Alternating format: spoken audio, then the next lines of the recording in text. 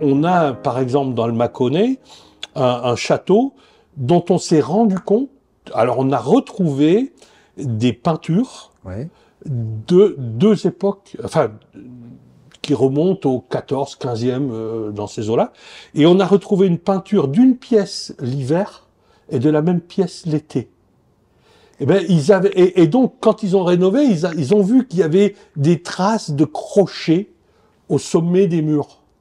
Et ils se demandaient à quoi ça servait. Et en fait, ils se sont rendus compte sur les peintures que c'était des panneaux de bois qui étaient pendus l'hiver et enlevés l'été.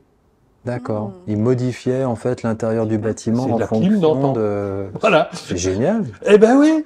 Donc ils avaient trouvé des trucs. On a un collègue qui dit il va falloir remettre la manufacture des Gobelins en route parce que effectivement toutes ces tentures qui étaient posées dans les maisons, c'était à 1 cm, 2 cm du mur, ça faisait 5 mm d'épais. Mais ça fait une correction thermique et un travail sur le confort et les émissions plus ou moins importantes de rayonnement qui change tout. Ça change tout. Quand on parlait de la distance, par exemple, j'ai été surpris de voir que dans les châteaux, notamment Renaissance, on avait les pièces de réception qui étaient très grandes, mais c'est pas grave puisque on était en activité, etc. Il y avait beaucoup de convives, donc il y avait plein de petites chaudières qui se chauffaient les unes les autres, donc ça marchait bien. Par contre, dès qu'on arrivait dans des pièces individuelles, elles étaient beaucoup plus petites. Et les seules grandes chambres, c'était pour les propriétaires.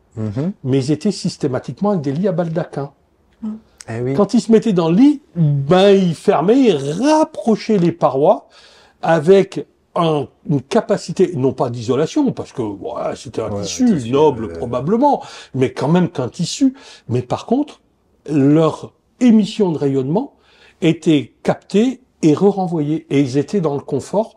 Alors que s'ils avaient dormi avec un lit qui était à 3, 4, 5 mètres des murs, parce que très grande pièce, ils auraient eu froid.